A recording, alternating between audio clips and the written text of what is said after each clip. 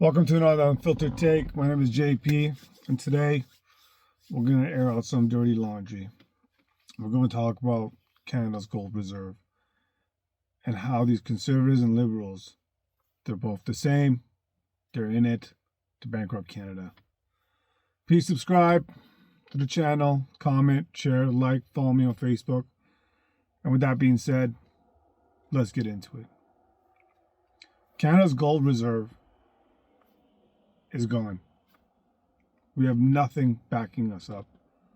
This is why they're bankrupting us in order for us to move to a digital currency and digital IDs. How do I know this? Well, in the 80s, Justin Trudeau's dad, Pierre Trudeau, sold off 600 tons of Canada's gold, alongside with progressive conservative finance minister Michael Wilson. Fast forward to the 90s, John Chrétien with liberal finance minister Paul Martin sold off 200 to 300 tons of our gold. Harper's Party, 2000s.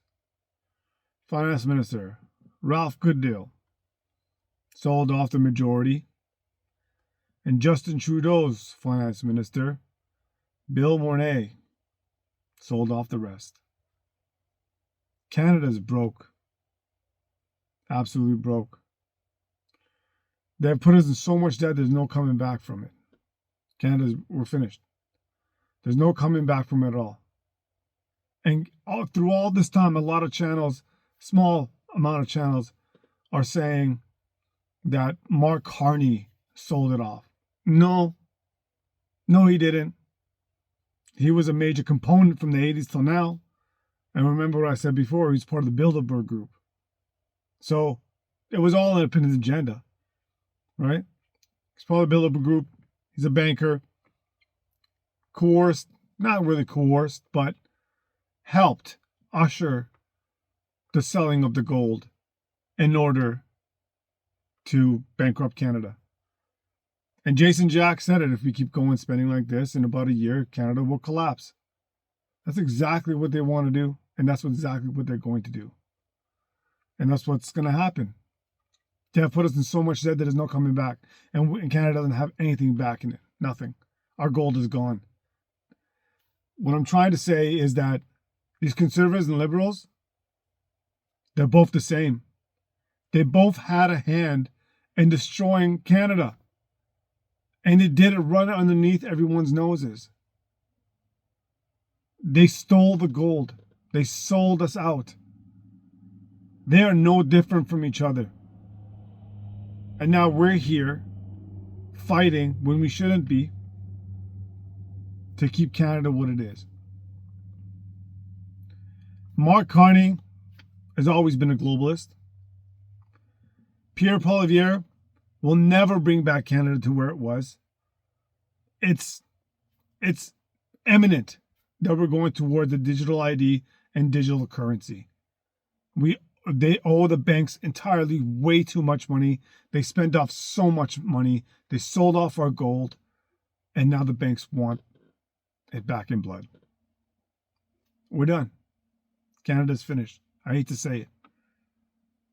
Unless some miracle happens where the government takes the power and the money printing away from the banks and they start printing their own money, then I think that's the only way. That's the only narrow path through. So with that being said, I'm going to leave with a video that I left at the end of this to show everybody a 4-minute clip. Please stay and watch about how Canada has sold off the reserves and we're left standing with nothing backing us. Please subscribe, share, comment, like I said, and follow me on Facebook. It really helps me to grow. So, with that being said, here's the video. Again, from Jacques Attali, the former president of the European Bank for Reconstruction and Development, could not have been more stark. He said the real question is, will the euro still exist by Christmas? The world has never been through a collapse of a common currency as widely used as the euro, and uncertainty about that is one reason the price of gold keeps going up, and why this past week Canadians bought up $600 million worth of it when the Royal Mint offered it for sale. When people get worried about the future of paper money, gold is considered a safe haven. Canadians haven't been the only ones buying up gold lately. After 20 years of selling their gold reserves, central banks around the world have abruptly reversed course, adding 150 metric tons of gold to their currency reserves in only 3 months. With the euro in crisis and the U.S. failing to come up with a debt reduction plan, central banks are buying gold as a hedge. Which country's central banks are doing it is a closely held secret. But we know the U.S. keeps a lot of its foreign reserves in gold. So does Germany. Other countries backstop their paper money with very little gold. Canada doesn't have a gold reserve anymore to back our dollar. We sold it a decade ago. Well, Eric Sprott has been named Canada's top financial visionary this year. He's respected worldwide for his opinions on gold and silver and investing. He's attending the 10th anniversary of the business school at Carleton University, which bears his name. Mr. Sprott, does the fact that Canada holds no gold reserves to back its currency anymore put it in any greater risk with all the money that's being printed around the world right now? Well, I don't think anybody's gold reserves are adequate enough to solve the system. I mean, if I take all the gold reserves in the world, they probably represent maybe 1/10 of all the money in the world. So there's no way you can back the currencies with gold. It's unfortunate that Canada back in the early 2000s sold all their gold, and I of course would not have recommended that, and I would recommend even today that the government, the Treasury, or the Bank of Canada should own gold. Well, right now, our reserves are backed by the U.S. dollar, which is backed by gold. The Bank of Canada Governor Mark Carney this month insisted that paper money isn't going anywhere, but as you well know, the euro looks to be in pretty serious jeopardy this weekend. Yes. So down the road, could our currency be in trouble without gold reserves? Well, Kevin, I take a pretty broad view when it comes to gold, and my own view is that the market has already made gold the reserve currency. The market has, not the central banks, not the governments. And ultimately, I think these currencies are going to have to be backed by something tangible, which really means gold and silver.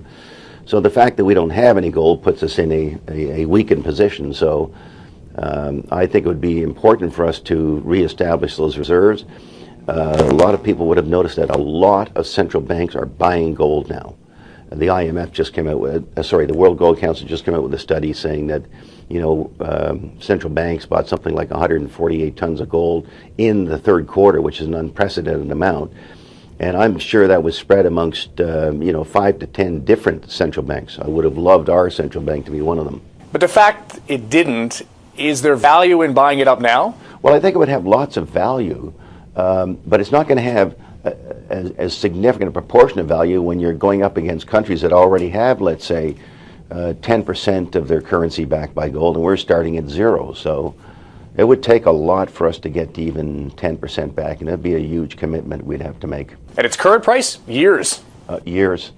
Well, you've been saying for months now that Europe's banking system is worse off than anyone is willing to admit. And as you know, this past week, 5, maybe 6 big central banks, ours included, flushed the system with cheap credit and moved reserves among themselves. What did that tell you about the health of Europe's banks right now? These central bank things don't come out for no reason. There's rumors floating around that some banks were ready to go, European banks. And that's why this coordinated response took place. And I can fully imagine that is what's happening. And one of the things I do monitor is the amount of money that these European banks are borrowing from the ECB. And the last reported week, they borrowed something like $18 billion in a week. And there's only one reason banks have to borrow from the ECB, and that's because deposits are leaving, and they either can't sell an asset, which they probably can't, and therefore they have to go to the central bank to pay off the depositor. Mr. Sprott, thanks for joining us. Kevin, all the best. Thank you.